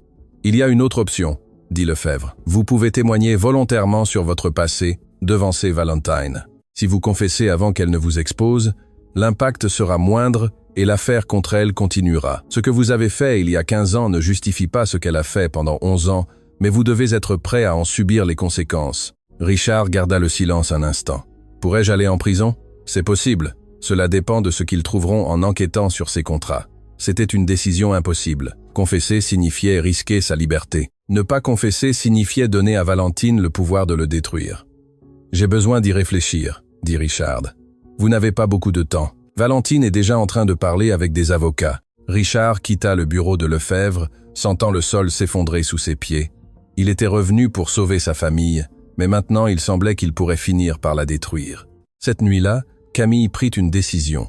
Elle avait écouté les conversations, elle avait vu l'angoisse sur les visages de ses parents, et elle décida qu'il était temps d'agir. Sans rien dire à personne, elle quitta l'appartement pendant que Marguerite et Richard dormaient. Elle prit un taxi jusqu'à la prison où Valentine était détenue. Elle n'avait pas de rendez-vous, pas de permission, mais elle avait quelque chose de plus puissant, de la détermination. « J'ai besoin de voir Valentine Chevalier », dit-elle au gardien de l'entrée. « Êtes-vous de la famille? Je suis sa fille. » Le gardien la regarda avec surprise. Tout le monde avait vu les nouvelles. Tout le monde savait qui était Camille. « Attendez ici. » 30 minutes plus tard, Camille était assise dans la salle de visite. Valentine entra, escortée par 2 gardes. Quand elle vit la fillette, son expression passa de la surprise à la suspicion. « Que fais-tu ici? Je suis venu te parler seule. Ta mère adoptive t'a laissé venir? Elle ne sait pas que je suis ici. » Valentine s'assit en face d'elle avec un sourire calculateur. « Intéressant. Et de quoi veux-tu parler? Je veux que tu laisses Richard tranquille. Ton père, celui qui t'a abandonné pendant 11 ans? Il ne m'a pas abandonné. Tu l'as enfermé. Des détails. Le fait est qu'il vient maintenant jouer au héros et espère que nous allons tous oublier ses propres péchés. » Camille la regarda droit dans les yeux. « Que veux-tu pour le laisser tranquille ?» Valentine se pencha en avant, intriguée. « Tu négocies avec moi? Une fillette de 11 ans? J'ai quelque chose que tu veux. Qu'est-ce que tu pourrais avoir qui m'intéresse ?» Camille sortit un papier plié de la poche de sa veste. C'était une copie du document de la fiducie que Richard avait laissé à son nom et qui s'activerait quand elle aurait 12 ans. « Je sais que tu voulais garder cet argent, » dit Camille. « C'est pourquoi tu as essayé de sortir Marguerite de la maison avant mon anniversaire. Si tu t'engages à ne pas utiliser ces documents contre Richard, quand j'aurai 12 ans, je te transférerai toute la fiducie. » Valentine la regarda avec un mélange d'admiration et de mépris. « Tu es plus maligne que je ne le pensais, mais il y a un problème. »« Lequel ? Je ne te fais pas confiance. Comment puis-je savoir que tu tiendras ta parole ? Parce que, contrairement à toi, moi j'ai une parole. » Le silence entre elles fut lourd. Valentine étudia la fillette, cherchant des signes de faiblesse. Elle n'en trouva aucun. « J'y réfléchirai, » dit-elle finalement. Quand Marguerite découvrit que Camille était allée voir Valentine, elle faillit avoir une crise cardiaque. « Tu es folle ?» cria-t-elle. « Cette femme est dangereuse, elle aurait pu te faire du mal. J'étais en prison, maman, avec des gardes. Elle ne pouvait rien me faire. Ça n'a pas d'importance. Tu ne peux pas prendre de telles décisions sans nous consulter. » Richard intervint d'une voix plus calme. « Camille, qu'est-ce que tu lui as dit exactement ?» Camille leur expliqua l'offre qu'elle lui avait faite. La fiducie en échange de son silence. « Tu ne peux pas faire ça, » dit Marguerite. « Cet argent est à toi. Ton père l'a laissé pour ton avenir. Mon avenir n'a pas d'importance si mon père est en prison. De plus, je n'ai pas besoin de cet argent. J'ai besoin de vous. Richard s'agenouilla devant sa fille. Écoute-moi bien, ce que tu as fait était très courageux, mais aussi très risqué. Valentine n'est pas quelqu'un avec qui on peut négocier. Elle prendra ce que tu lui offres et continuera à attaquer. Alors que faisons-nous? Nous faisons ce qui est juste. Je vais avouer mon passé avant qu'elle ne puisse l'utiliser contre moi. Mais tu pourrais aller en prison. C'est possible, mais je préfère affronter les conséquences de mes erreurs que de vivre dans la peur que quelqu'un les utilise pour me contrôler. Camille serra son père dans ses bras. Je ne veux pas te perdre encore. Tu ne me perdras pas. Quoi qu'il arrive, nous serons ensemble. Peut-être pas physiquement, mais ensemble. Marguerite rejoignit l'étreinte. Pour la première fois en 11 ans, les trois étaient du même côté, contre le monde, s'il le fallait. Mais ce qu'aucun d'eux ne savait, c'est que Valentine avait déjà pris une décision et ce n'était pas celle que Camille attendait. Le lendemain, Valentine demanda une audience d'urgence. Son avocat, un nouvel homme qu'elle avait engagé avec le peu d'argent qu'il lui restait, présenta une motion surprise. « Ma cliente désire faire une déclaration », annonça-t-il. Elle a des informations pertinentes sur des activités criminelles impliquant de multiples individus de haut rang. La juge Roussel fronça les sourcils. Cherche-t-elle un accord? Ma cliente est prête à coopérer pleinement en échange d'une réduction de peine. Lefebvre se leva. Votre honneur, c'est clairement une tactique pour détourner l'attention de l'affaire principale. Ce n'est pas une diversion, répondit l'avocat de Valentine. Ma cliente a des documents qui prouvent la participation de Richard Chevalier à des opérations de trafic international il y a 15 ans. Le murmure dans la salle fut immédiat. Richard, assis dans la tribune, sentit son estomac se nouer. Valentine l'avait trahi. Malgré l'offre de Camille, elle avait décidé d'attaquer. De plus, continua l'avocat, ma cliente a des informations sur le réseau de corruption que le procureur Lefebvre a mentionné. Nom, date, montant, tout. La juge Roussel examina la situation. Procureur Lefebvre, qu'en pensez-vous? Lefebvre mit du temps à répondre. C'était un piège, il le savait, mais c'était aussi une opportunité. Si Valentine avait vraiment des informations sur le réseau de corruption, cela pourrait valoir la peine de l'écouter. Je suis prêt à envisager un accord, dit-il finalement. Mais j'ai besoin de voir les preuves avant de m'engager à quoi que ce soit. Inacceptable, répondit l'avocat. Ma cliente ne montrera rien tant qu'un accord signé n'aura pas été conclu. Alors, pas d'accord. Valentine se leva. Attendez, cria-t-elle. Il y a autre chose, quelque chose que personne ne sait encore. Asseyez-vous, Madame Chevalier, ordonna la juge. Le juge Leclerc n'a pas agi seul. Il a un partenaire, quelqu'un qui protège ce réseau dans l'ombre depuis 20 ans. Quelqu'un qui est dans cette même salle. Tous regardèrent autour d'eux. Qui cela pouvait-il être? Valentine désigna directement une personne dans la tribune. Lui, le sénateur Henri Gauthier, et je peux le prouver. Le sénateur Gauthier pâlit, tenta de se lever, mais 2 officiers se dirigeaient déjà vers lui. « C'est absurde !» cria-t-il. « Cette femme ment pour se sauver. J'ai des enregistrements, » dit Valentine calmement. Des conversations où le sénateur ordonne des virements illégaux, des pots de vin à des juges, l'intimidation de témoins. Tout est documenté. La juge Roussel frappa de son marteau. « Ordre, sénateur Gauthier. Veuillez rester à votre place pendant que nous évaluons ces accusations. »« Vous ne pouvez pas m'arrêter. J'ai l'immunité parlementaire. »« Votre immunité ne s'applique pas dans les cas de crimes graves, » répondit la juge. « Officier, assurez-vous que le sénateur ne quitte pas la salle. » Lefebvre s'approcha de l'estrade. « Votre honneur, je demande une suspension pour évaluer les preuves que Madame Chevalier affirme détenir. » Accordé. Suspension de 2 heures. Pendant que les officiers raccompagnaient Valentine à sa cellule, elle passa devant Richard et lui murmura « Je t'ai dit que si je tombais, je les entraînais avec moi, mais pas toi. Eux, toi et moi allons parler après. » Richard ne sut quoi penser. Valentine le protégeait ou était-ce un autre piège? Pendant la suspension, Lefebvre examina les preuves que Valentine avait fournies.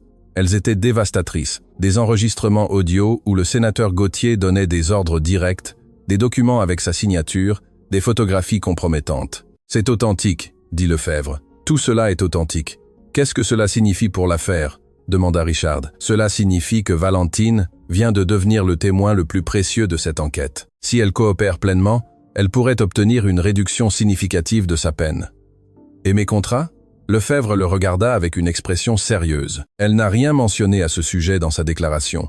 Elle n'a attaqué que Gauthier et Leclerc. Pourquoi me protégerait-elle? Je ne sais pas, mais quelque chose a changé et nous devons savoir quoi. Cette nuit-là, Richard reçut un appel inattendu.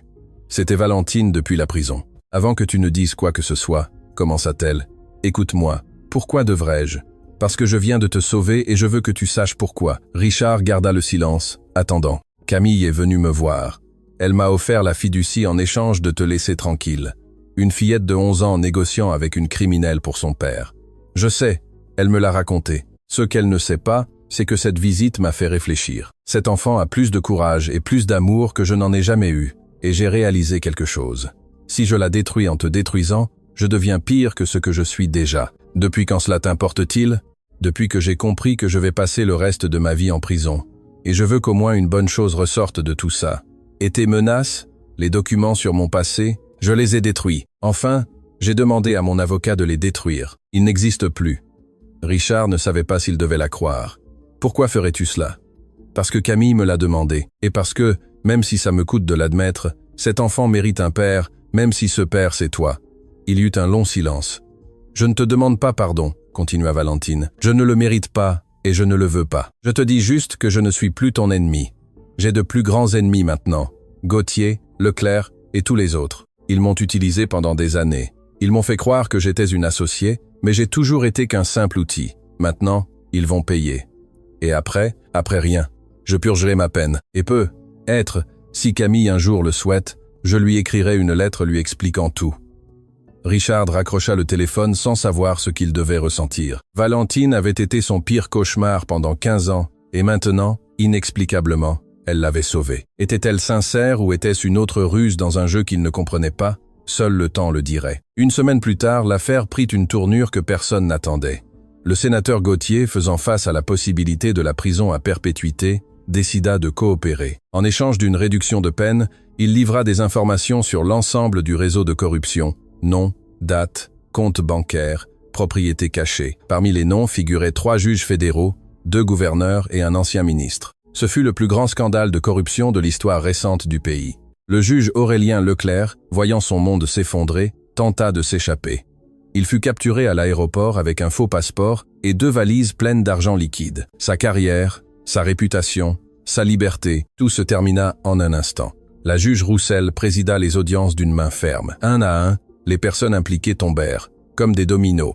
Et au centre de tout, en tant que témoin principal, se trouvait Valentine Chevalier. Son témoignage fut dévastateur. Elle connaissait chaque détail, chaque accord secret, chaque mensonge.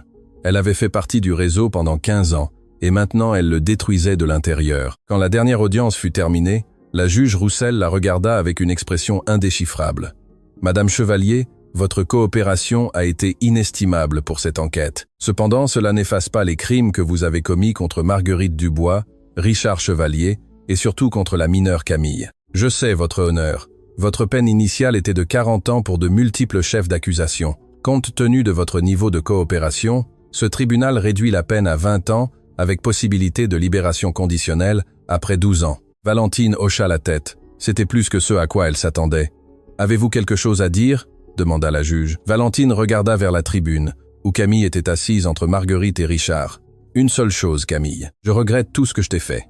Je ne mérite pas ton pardon. Mais je veux que tu saches qu'à la fin, j'ai fait quelque chose de bien, même si c'était pour de mauvaises raisons. » Camille ne répondit pas. Elle la regarda simplement avec une expression neutre. Il n'y avait pas de haine dans ses yeux, mais il n'y avait pas non plus de pardon. Il y avait seulement le calme de quelqu'un qui a enfin clos un chapitre. Les gardes emmenèrent Valentine, et avec elle s'envola le dernier fantôme du passé. 3 mois après que Valentine eut commencé à purger sa peine, la vie de Marguerite, Richard et Camille commença à prendre forme. Richard avait volontairement témoigné sur ses contrats d'il y a 15 ans. L'enquête avait déterminé qu'il n'avait pas participé consciemment à des activités illégales et que son retrait des affaires avait été immédiat lorsqu'il avait découvert la vérité. Aucune accusation ne fut portée contre lui. Marguerite récupéra légalement la garde de Camille. Ce fut un long processus, rempli de papiers et d'audiences. Mais elle avait enfin ce qu'elle avait toujours rêvé, être reconnue officiellement comme la mère de sa fille. Ils déménagèrent dans une petite maison d'un quartier tranquille, loin du domaine Chevalier et de tout ce qu'il représentait. Richard vendit ses actions dans l'entreprise familiale et utilisa l'argent pour recommencer. Mais tout n'était pas parfait. Camille faisait des cauchemars fréquents. Elle se réveillait en criant, en sueur, revivant des moments qu'une fillette de son âge n'aurait jamais dû vivre. Marguerite la consolait chaque nuit, mais elle savait que les blessures mettraient des années à guérir. Un jour, Camille posa une question que Marguerite n'attendait pas. « La pardonneras-tu un jour ?»« Qui ?»« Valentine. » Marguerite garda le silence un instant. « Je ne sais pas. Ce qu'elle m'a fait, ce qu'elle nous a fait, est difficile à pardonner. Mais elle m'a élevé à sa manière, tordue et égoïste. Mais elle m'a élevé. Cela ne compte pour rien? L'as-tu pardonné? Camille regarda par la fenêtre. Non, mais je ne la déteste pas non plus. Je ne ressens rien, comme si c'était une étrangère que j'ai connue il y a longtemps. C'est normal. Avec le temps, tu trouveras le moyen de digérer tout cela. Et toi, as-tu digéré les 12 ans que tu as passés comme domestique dans ta propre maison, à voir une autre femme élever ta fille? La question frappa Marguerite avec force. Elle n'avait pas de réponse. Peut-être n'en aurait-elle jamais. Le 12e anniversaire de Camille arriva un jour ensoleillé de mars. Marguerite prépara un gâteau maison. Richard acheta des ballons, et tous les trois célébrèrent dans le petit jardin de leur nouvelle maison. « Fais un vœu », dit Marguerite pendant que Camille regardait les bougies. Camille ferma les yeux un instant, puis souffla fort. « Qu'as-tu souhaité » demanda Richard. « Si je le dis, il ne se réalisera pas. » Après le repas, Richard sortit une enveloppe de sa poche. « J'ai quelque chose pour toi. C'est officiel maintenant. » Camille ouvrit l'enveloppe. C'étaient les documents de la fiducie que Richard avait laissés 11 ans auparavant.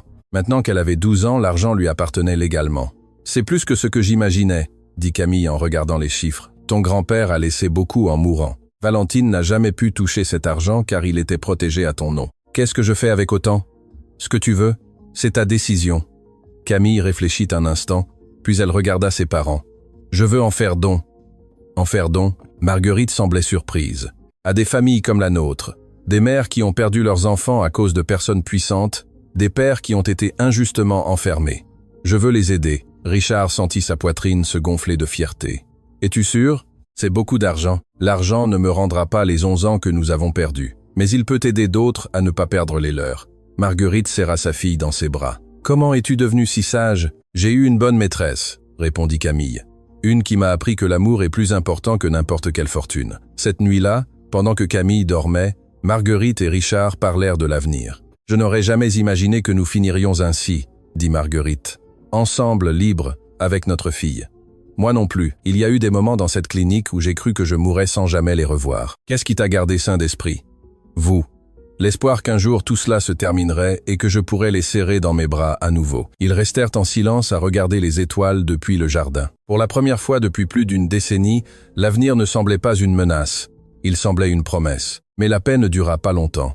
Un matin, 3 semaines après l'anniversaire de Camille, Marguerite reçut une visite inattendue. C'était une femme d'une trentaine d'années aux cheveux foncés et aux yeux qui semblaient garder 1000 secrets. « Marguerite Dubois? Oui, c'est moi. Mon nom est Lucie Gauthier. Je suis la fille du sénateur Henri Gauthier. » Marguerite sentit son cœur s'accélérer. « Que voulez-vous? Juste parler. » Marguerite la laissa entrer avec prudence. Elles s'assirent dans le salon se regardant avec une méfiance mutuelle. « Je sais ce que mon père a fait. » commença Lucie. « Je sais qu'il faisait partie du réseau qui a ruiné votre vie, et je veux que vous sachiez que je n'en avais aucune idée. Et pourquoi me dites-vous cela? Parce que j'ai trouvé quelque chose que mon père a caché pendant des années, et que je crois que vous devriez voir. » Lucie sortit un dossier de son sac et le posa sur la table. « Ce sont des documents sur des adoptions illégales. Mon père en a facilité des dizaines au cours des 2 dernières décennies. Des enfants qui ont été arrachés à leur mère biologique et vendus à des familles riches. » Marguerite sentit des nausées. Camille est l'une d'elles? Pas exactement. Son cas était différent car Valentine n'a pas payé pour elle s'est simplement approprié l'enfant. Mais il y en a d'autres, beaucoup d'autres, des enfants qui ne connaissent toujours pas la vérité sur leurs origines. Pourquoi m'apportez-vous cela? Parce que vous savez ce que l'on ressent, parce que vous avez vécu ce que ces mères ont vécu, et parce que je crois qu'ensemble nous pouvons faire quelque chose. Marguerite regarda les documents. Il y avait des noms, des dates, des photographies, des dizaines de familles détruites par la cupidité d'hommes puissants. Que proposez-vous? Je propose que nous portions cela devant les autorités, que nous ouvrions une enquête, que nous réunissions ces familles. Et qu'est-ce que vous y gagnez? Lucie la regarda avec des yeux humides. La rédemption. Mon père a détruit des vies. Je ne peux pas changer cela, mais je peux essayer de réparer une partie du mal. C'était une offre risquée, mais Marguerite avait appris que les causes justes valaient toujours le risque. D'accord, je le ferai. L'enquête sur les adoptions illégales prit des mois. Marguerite et Lucie travaillèrent avec le procureur Lefebvre, examinant chaque document, interrogeant des témoins, recherchant des familles séparées. Ce qu'elles découvrirent fut dévastateur. Au cours des 20 dernières années, plus de 40 enfants avaient été illégalement séparés de leur mère biologique. Certains furent vendus à des familles étrangères, d'autres furent donnés à des couples locaux qui payèrent des fortunes pour eux, et d'autres disparurent simplement. Le réseau impliquait des médecins, des avocats, des juges et des politiciens. C'était bien plus grand que ce que Valentine ou le sénateur Gauthier avaient révélé. « C'est une épidémie », dit Lefebvre quand il vit le rapport complet. « Et cela se passe sous notre nez depuis des décennies. Que pouvons-nous faire? Demanda Marguerite. Porter cela devant la justice, ouvrir des dossiers individuels, essayer de réunir les familles qui peuvent encore l'être. Et ceux qui ne peuvent plus l'être, les enfants qui ont été envoyés à l'étranger ou qui sont déjà adultes, pour eux c'est plus compliqué, mais au moins ils peuvent connaître la vérité sur leurs origines. Camille, qui avait suivi l'enquête de près, prit une décision. « Je veux aider, dit-elle. Je veux utiliser l'argent de la fiducie pour créer une fondation, une qui aide les familles à se réunir, qui paie les frais de justice, qui offre un soutien psychologique. » Marguerite et Richard échangèrent des regards. « C'est beaucoup de travail, dit Richard, et beaucoup de responsabilités. Je sais, mais c'est la bonne chose à faire. » La Fondation Camille naquit 3 mois plus tard. Sa mission, aider les victimes d'adoptions illégales et de trafic d'enfants à trouver la vérité et, lorsque c'était possible, à retrouver leur famille biologique. Au cours de sa première année, la Fondation a aidé à réunir 12 familles, 12 mères qui ont de nouveau serré dans leurs bras des enfants qu'elles croyaient perdus pour toujours. 12 histoires de douleur qui ont finalement trouvé quelque chose qui ressemblait à une fin heureuse. Le 2e anniversaire de la Fondation coïncida avec une date spéciale, le jour où la Cour a finalement clôturé toutes les affaires liées au réseau de corruption de Valentine et du sénateur Gauthier. Au total, 27 personnes furent condamnées. Juges, politiciens, hommes d'affaires, avocats, tous tombèrent les uns après les autres comme des dominos. Le juge Aurélien Leclerc reçut une peine de 35 ans. Il ne remettrait plus jamais les pieds dans un tribunal, sauf en tant qu'accusé. Le sénateur Gauthier mourut en prison d'une crise cardiaque avant la fin de son procès. Certains dirent que c'était le karma, d'autres dirent qu'il l'avait mérité, et Valentine Chevalier continua à purger sa peine en silence. Elle ne demanda pas d'appel, ne donna pas d'interview, elle disparut simplement de la vue du public comme si elle n'avait jamais existé. Marguerite assista à l'audience finale où les sentences furent lues. Quand tout fut terminé, la juge Roussel l'appela à son bureau. « Je voulais vous féliciter personnellement, » dit la juge. « Ce que vous et votre famille avez accompli est extraordinaire. Nous n'avons fait que ce que nous devions faire. Vous avez fait bien plus que cela. Vous avez exposé un système corrompu qui fonctionnait depuis des décennies. Vous avez sauvé des familles qui n'auraient jamais trouvé justice seules.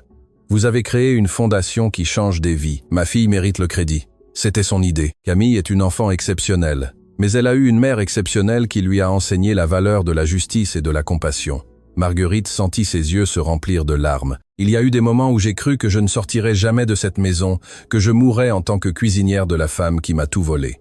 Mais vous n'êtes pas morte. Vous avez survécu et vous êtes maintenant ici, libre avec votre fille, faisant une différence dans le monde. » La juge lui tendit la main. « Ce fut un honneur de vous rencontrer, Madame Dubois. » Marguerite accepta le geste. « L'honneur est le mien, votre honneur. » La vie continua. Camille grandit, entra au lycée, se fit des amis, découvrit des passions, elle continuait à faire des cauchemars occasionnels, mais ils étaient de moins en moins fréquents. Richard et Marguerite ne se marièrent jamais officiellement. Ils n'en avaient pas besoin. Ce qu'ils avaient était plus fort que n'importe quel papier. La fondation continua de grandir. En 5 ans, elle a aidé plus de 100 familles. Le nom de Camille devint synonyme d'espoir pour ceux qui avaient tout perdu. Mais il y avait une chose que Camille n'avait jamais faite. Une conversation qu'elle n'avait jamais eue. Le jour de ses 18 ans, elle prit une décision. « Je veux rendre visite à Valentine », dit-elle à ses parents. Marguerite et Richard se regardèrent avec inquiétude. « Pourquoi ?» demanda Marguerite. « Parce que j'ai besoin de clore ce chapitre. J'ai besoin de la voir une dernière fois et de lui dire ce que je n'ai jamais pu lui dire quand j'étais enfant. Es-tu sûr ? Oui, c'est quelque chose que je dois faire pour moi-même. » Richard hocha lentement la tête. « Nous t'accompagnerons jusqu'à la prison, mais la conversation est la tienne. » Camille se rendit à la maison d'arrêt pour femmes où Valentine purgeait sa peine. Elle y était depuis 6 ans. Il lui restait au moins 6 autres années avant de pouvoir demander une libération conditionnelle. La salle de visite était la même où elles avaient parlé il y a des années, quand Camille avait 11 ans et avait offert sa fiducie en échange de la paix. Valentine entra, escortée par 2 gardes. Elle avait l'air vieille, fatiguée, vaincue. Le temps en prison n'avait pas été tendre avec elle. « Camille, » dit-elle d'une voix râpeuse, « je ne m'attendais plus à te voir. Moi non plus je ne m'attendais à venir, mais me voilà. » Elles s'assirent l'une en face de l'autre. Le silence était lourd. « Pourquoi es-tu venue ?» demanda Valentine. « Pour te dire quelque chose que je garde depuis des années. » Camille inspira profondément avant de parler. « Pendant des années, je t'ai détesté. Je t'ai détesté pour ce que tu as fait à ma maman. Je t'ai détesté pour avoir enfermé mon papa. Je t'ai détesté pour m'avoir menti toute ma vie. » Valentine ne répondit pas, elle écoutait simplement. « Mais la haine est lourde et je suis fatigué de la porter. Alors je suis venu la laisser ici avec toi, là où elle appartient. Tu es venu me pardonner ? Non, je ne suis pas venu te pardonner. Ce que tu as fait n'a pas de pardon. Tu as détruit des vies. Tu as séparé des familles, tu as utilisé des gens comme s'ils étaient des objets. Alors, quoi?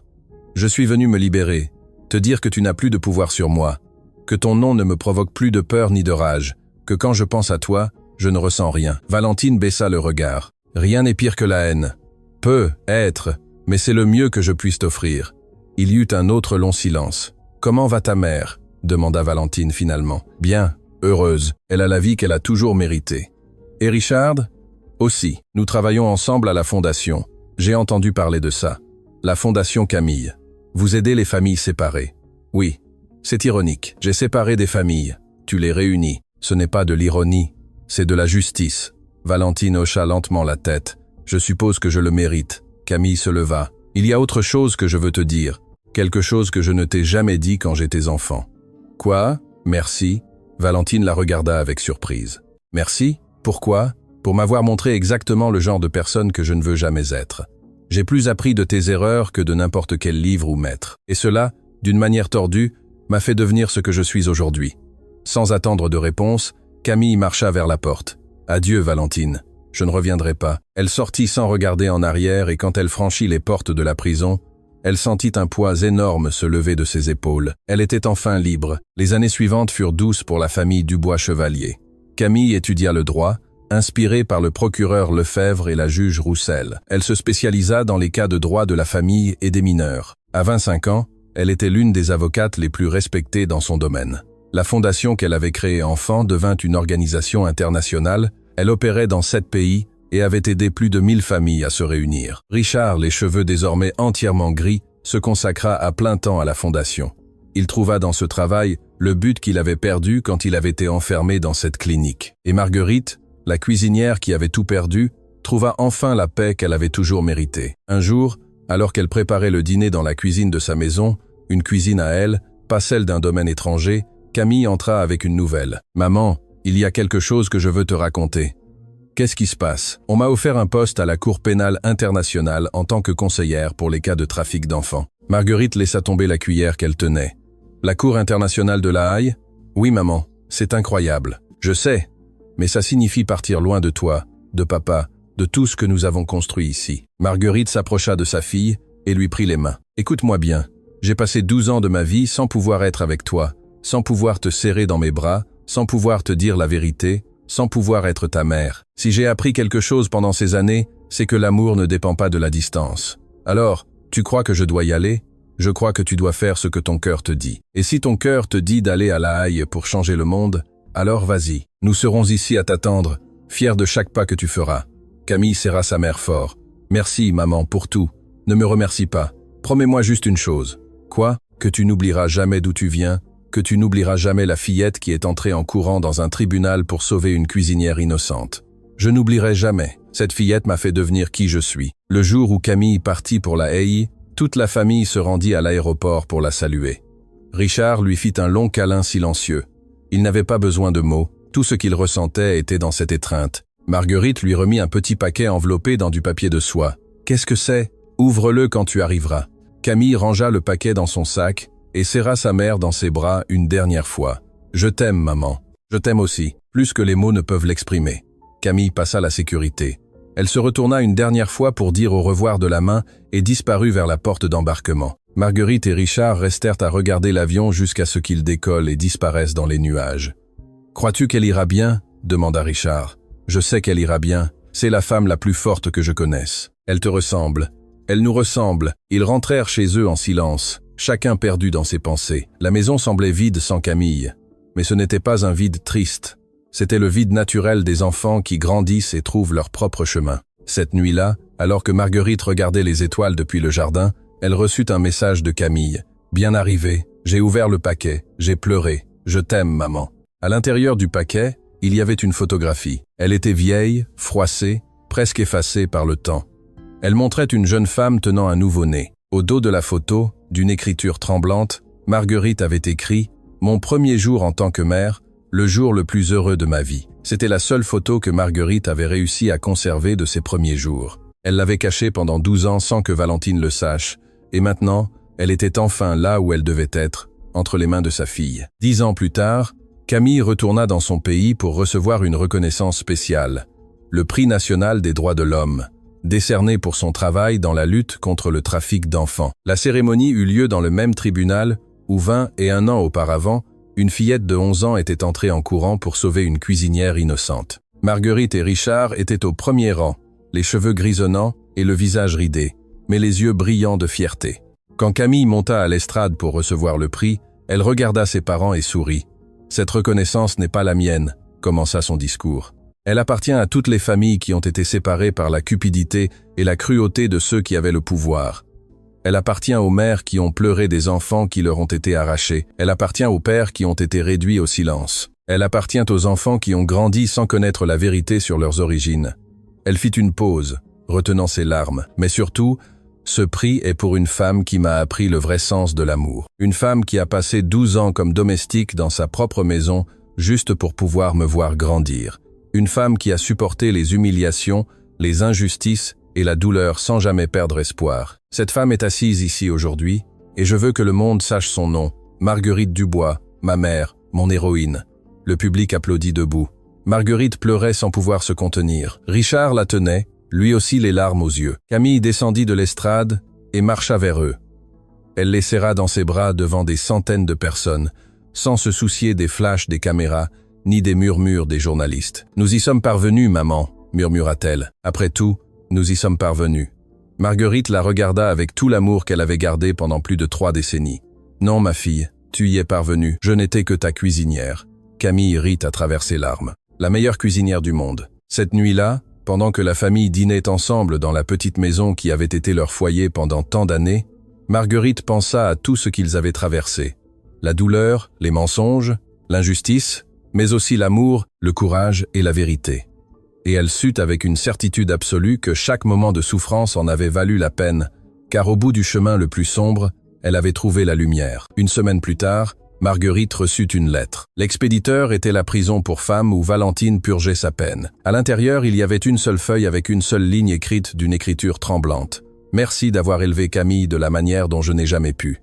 V. » Marguerite lut la lettre en silence, puis la plia, la rangea dans un tiroir et n'en parla plus jamais.